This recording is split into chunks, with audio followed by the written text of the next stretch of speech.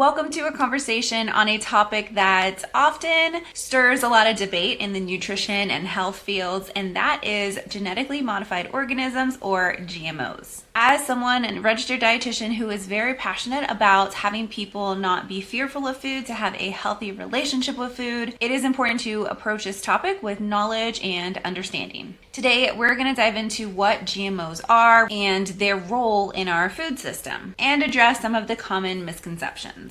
My goal is to provide you information to be able to make more informed choices and to feel more empowered and be more empowered about what you choose to eat. So if all that sounds good to you, let's go.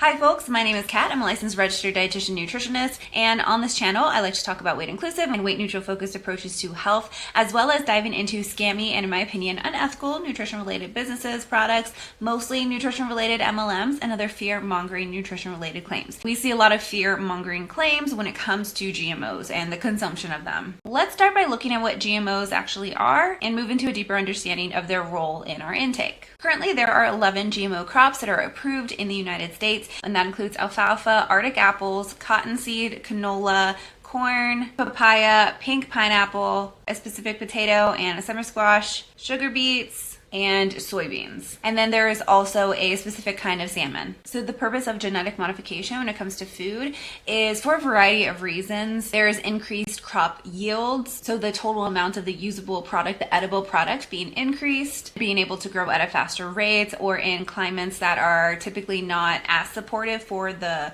non-GMO types, so like more efficient food production. There's also the benefits of pest and disease resistance, and that can reduce the need for different kind of pesticides. It can also be used to improve the overall nutrition profile, so by increasing vitamins. There are economic benefits as well due to those like higher yields, and then also the reduction or the reduced need for like pesticides. But how is that done? There are several different ways of how they're modified. Let's look at a few of them. Now I'm going to put up a picture of how crops are modified. So this, I think, is a really great overview, different ways that they are modified. So starting off, there is traditional breeding. That is the crossing plants and selecting the offspring and then continuing to cross those until you get a desirable outcome. That is like how things have been done for a very long time, and it's unregulated. It's just kind of like you're figuring out what the like fruit of that will be. Not necessarily fruit, but the outcome of that will be. Now with the traditional breeding, a lot of the genes are just kind of mixed and swapped, and it's a method that scientists consider to be like messy. These crops are not considered to be GMO though, and they can be certified organic.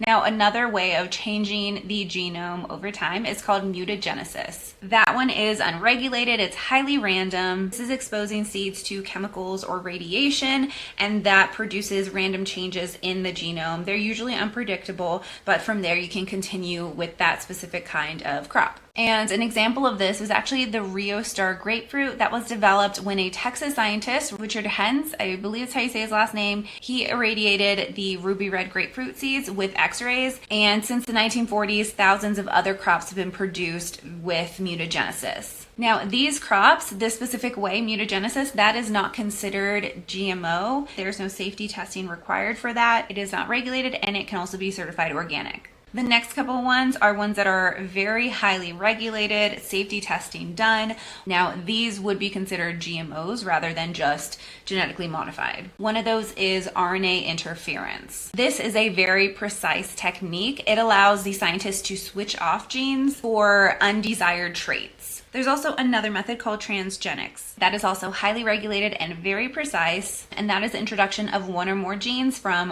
one crop to an additional one or to a different one. So instead of like crossbreeding them and waiting like multiple different generations and like silencing part of it and everything, this is a very specific, precise method of getting to the end product. And again, there is a lot of safety testing required for that. The other option is gene editing. That one has some mixed regulations, but it is also precise. With the gene editing, desired genes are deleted at specific areas of known locations. Contrary to some claims, numerous studies and health authorities worldwide have confirmed the safety of GMO foods. They undergo rigorous testing and are subject to strict regulatory controls. The consensus in the scientific community is that GMOs are safe. They're not only safe, but they're so beneficial and a really good example of how we can overall use science for overall benefits. The safety of GMO foods are just as safe as their non-GMO counterparts. As I mentioned before, they've allowed us to reduce or remove pesticides and have been able to increase crop yield. In terms of environmental impact, GMOs can also be beneficial there. By being able to increase the crop yield, they've reduced the need to convert kind of like wildlands into agriculture ones. And that helps with biodiversity preservation in those other lands. GMO crops also often require less water and be more resilient to climate challenges. GMOs play a really crucial role in the addressing of overall food security, global food security. They are that important. They have the potential to provide to climates, specifically to areas, regions that are affected by climate challenges or pests or poor soil quality. They can also offer a solution to nutrient deficiencies in other countries as well. Basically, my take is that if you don't want to consume GMO foods, if that makes you feel uncomfortable, then you don't have to. But if you are concerned about GMOs, if you have a little bit of fear around them, if you're unsure about them, then I hope that this video gave you just a place to start. I hope this video provided you with some information to just make an informed choice, or maybe get you thinking, or maybe doing additional information gathering about GMOs. GMOs are so often part of misinformation campaigns by, I believe, well-meaning people. While it is absolutely essential to continue the research and monitoring of GMOs, the evidence that we have points to GMOs being safe and beneficial, and a key part of a sustainable future. There's actually a quote that I want to read. It's by plant geneticist Pamela Ronald, and she was speaking at TED 2015. What scares me most about the loud arguments and misinformation about plant genetics is that the poorest people who most need the technology may be denied access because of the vague fears and prejudices of those who have enough to eat. GMOs are not the problem. The misinformation is the problem. Let me know if you have specific questions on GMOs. I'd be more than happy to help point you in the direction to answer those questions. That's it for this video. Please leave a like if you like this video and make sure you're subscribed if you haven't already. I would greatly appreciate that. And remember, you can strive for health without subscribing to diet culture. I'll see you later. Bye.